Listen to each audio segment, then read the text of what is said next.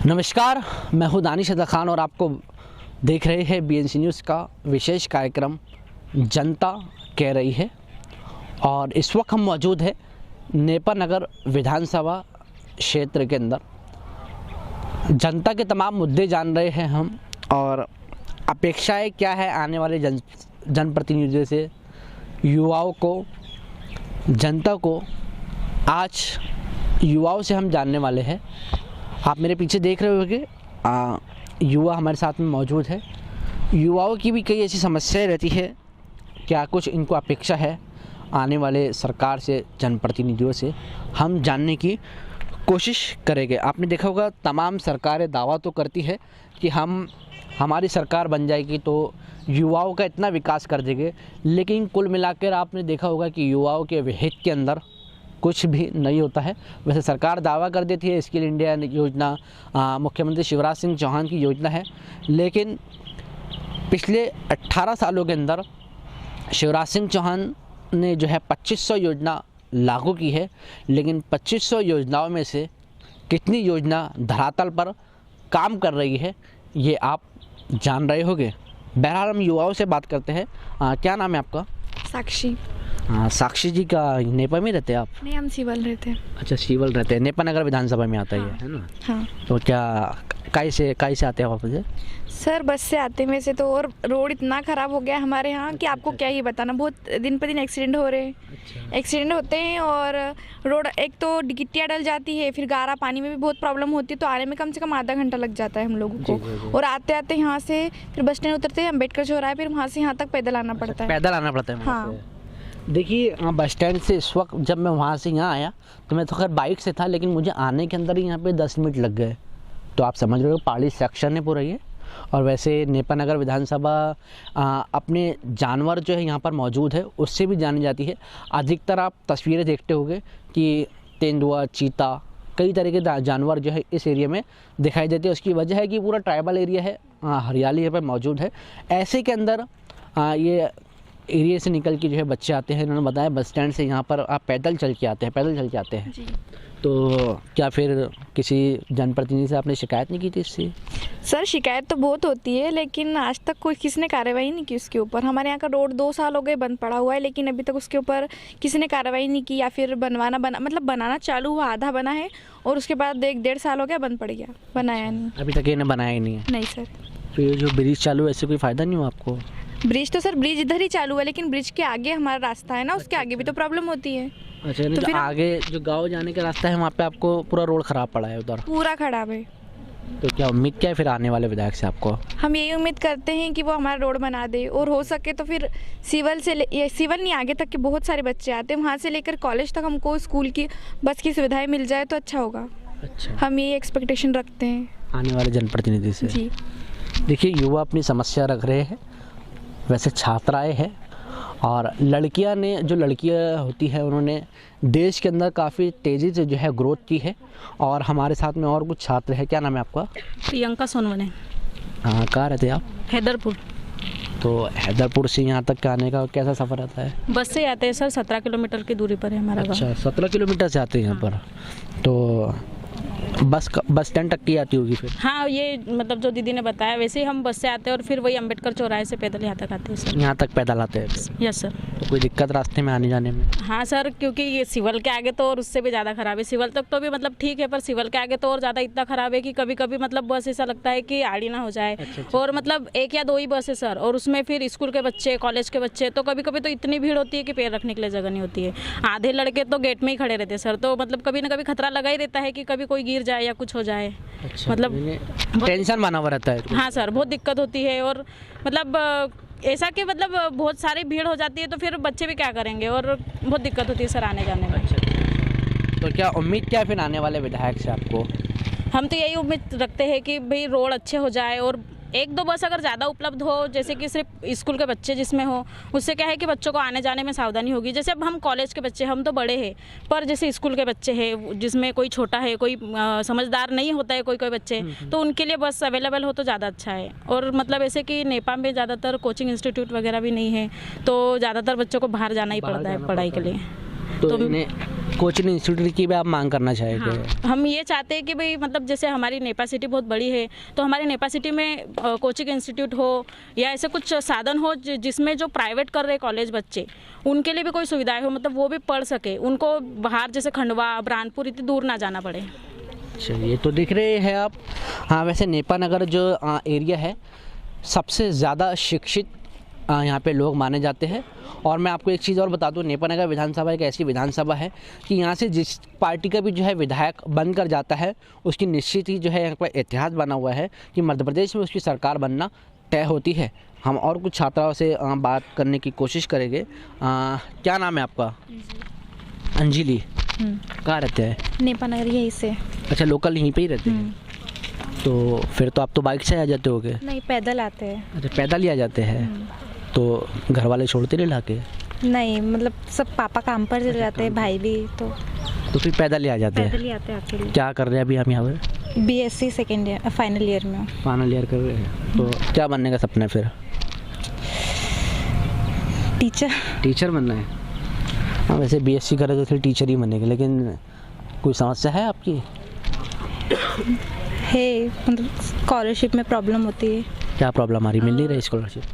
मिल रही है, मतलब सेकेंड ईयर की नहीं आई है। अच्छा। और अभी हमको मतलब BSc के बाद MSc करना है, तो अभी यहाँ पे कॉलेज में MSc नहीं है, तो हम चाहते हैं कि हमारे लिए MSc यहाँ खुले। फिर MSc करने के लिए बाहर जाना पड़ेगा? हाँ, खंडवा, मतलब ऐसे बाहर जाना पड़ेगा, खंडवा हो गया।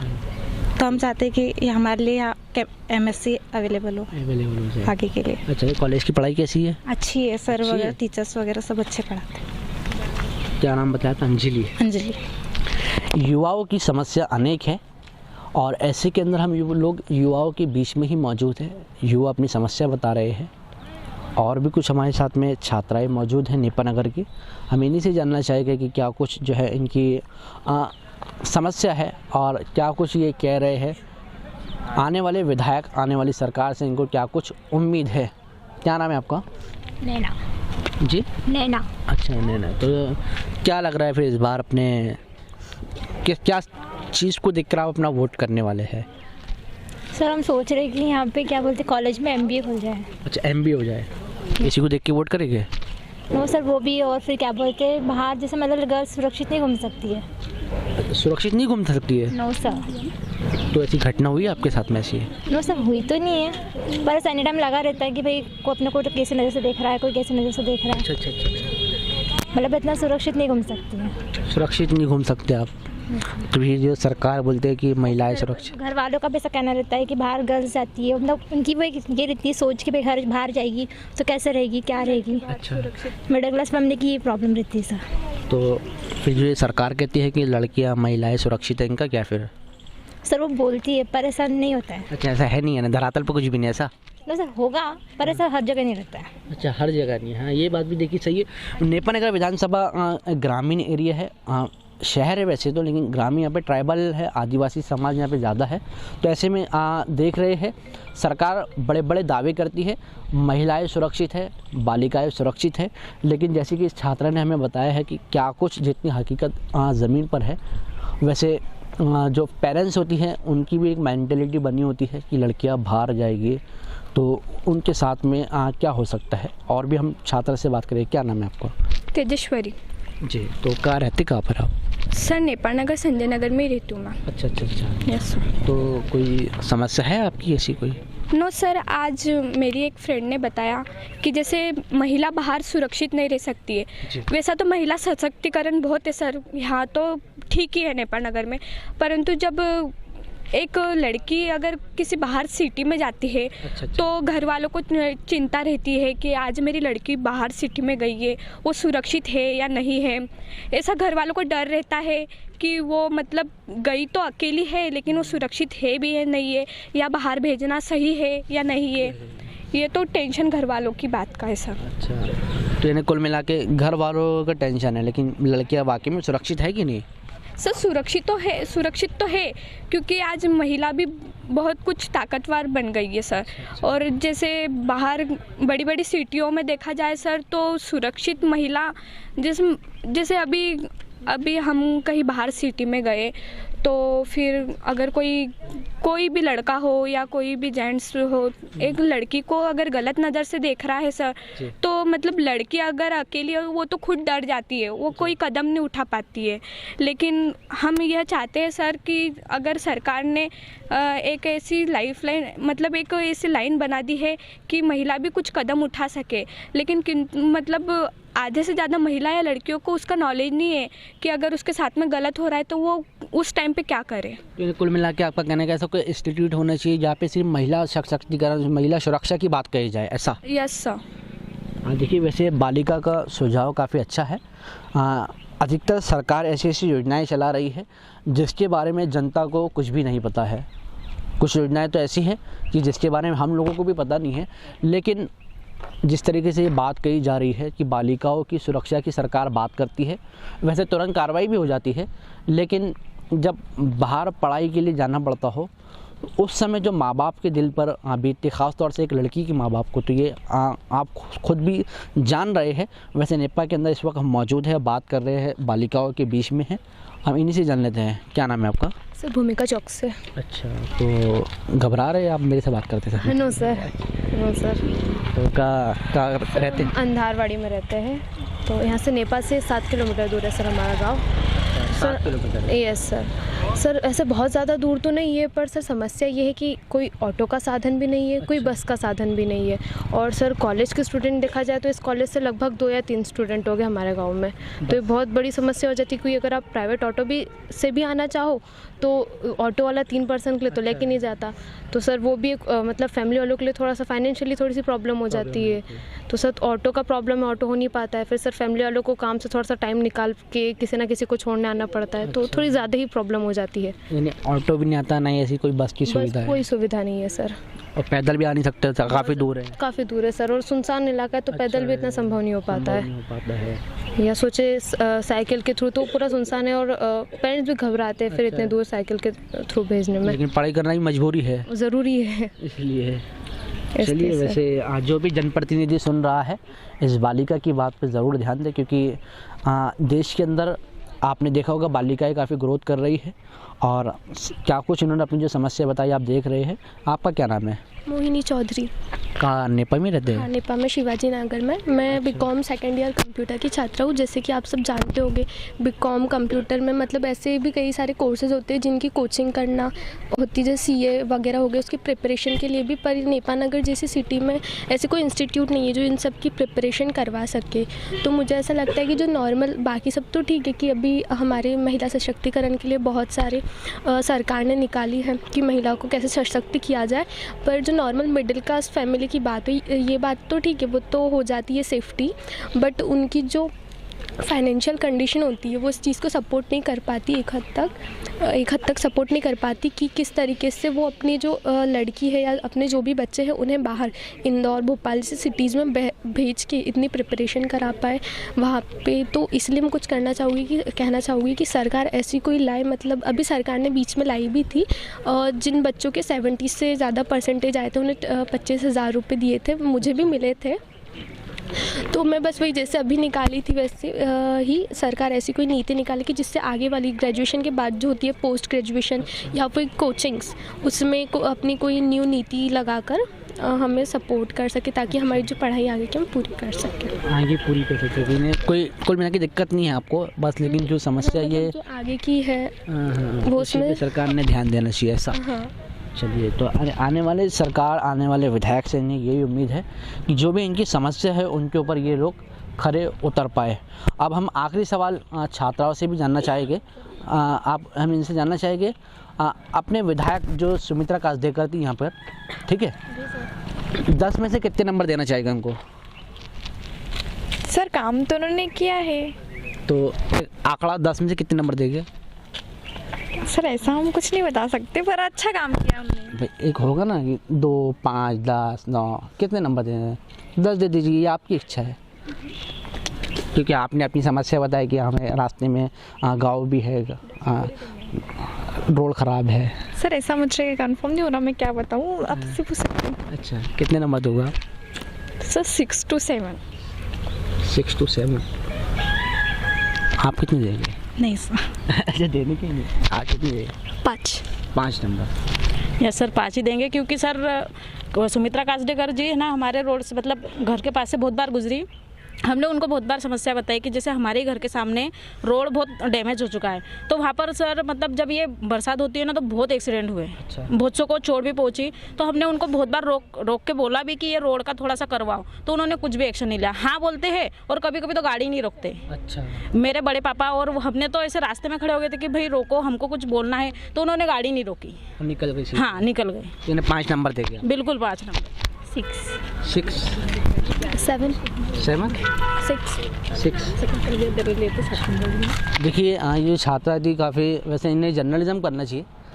अपनी बात इन्होंने काफ़ी बेबाकता से रखी है और इन्होंने क्या कुछ कहा है हमने आपको बताने की कोशिश की है। युवाओं से हम लोग बात करने की कोशिश करेंगे। क्या नाम है आपका? जीतूराज जाटव।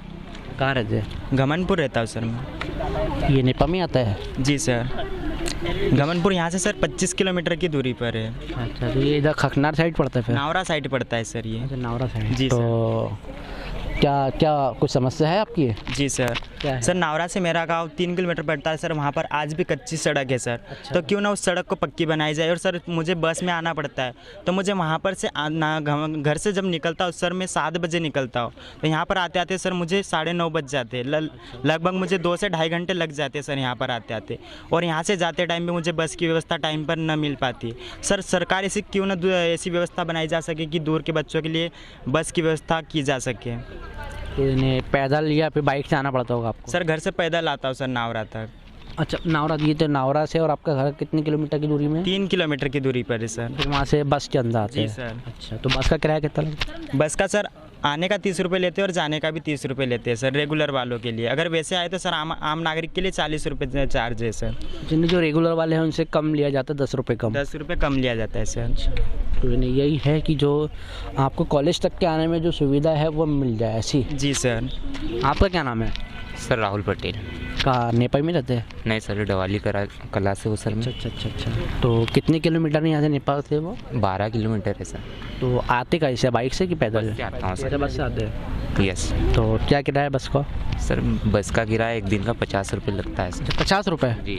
तो 12 किलोमीटर में 50 रुपये, इनका 25 किलो है तो इनसे 30 रुपये 40। सर वो क्या है सर, अब वहाँ बस आते आते रहते हैं, यहाँ कम आती है इसलिए? Yes sir. तो स्कॉलरशिप वगैरह मिलती है? मिलती है सर। कितनी मिलती है? मिलती है सर, एसटी। अच्छा, इसलिए मिल जाती है? यस। तो सरकार से या आने वाले जनप्रतिनिधि से क्या कुछ उम्मीद है आपको? Yes sir. क्या उम्मीद है? सर मैं चाहता हूँ कि जो बस का किराया ना सर, हाँ। वो स्टूडेंट के लिए हाफ कर दिया जाए। अच्छा, हाफ कर दिया जाए? यस। जैसे कि सर डेली जाना पड़ता है कॉलेज, डेली आना पड़ता है सर, उस हिसाब से सर पैसे भी, सर ऐसे फैमिली से बिलोंग करता हूँ कि अच्छा। सर पैसे की दिक्कत रहती है। अच्छा, दिक्कत रहती है। इसके लिए सर थोड़ा निवेदन करना चाहिए। जी। देखिए, पैसा कमाना लोग समझते हैं कि आसान है, लेकिन किसान, वो मज़दूर जो दिन रात मेहनत करते हैं और जब उसे जाके अपनी रकम मिलती है 300 रुपये 200 रुपये, और उसी के अंदर से जब अपनी बच्चों की पढ़ाई के लिए लाख से 1.5 लाख रुपए जब उसे पे करना पड़ते हैं, तो ये उसी किसान या उसी आदमी से या उसी शख्स से आप जान सकते हैं कि वो पैसा कैसे देता है। आपने देखा कि नेपाल नगर के युवाओं का क्या कुछ, नेपाल नगर विधानसभा के युवा जो है उनकी क्या समस्या है, हमने आपको बताया है। तमाम बड़ी खबरों के लिए बने रहे BNC न्यूज़ के साथ। अपने कैमरा सहयोगी अनस के साथ मैं दानिश रज़ा खान, BNC मीडिया, नेपाल नगर।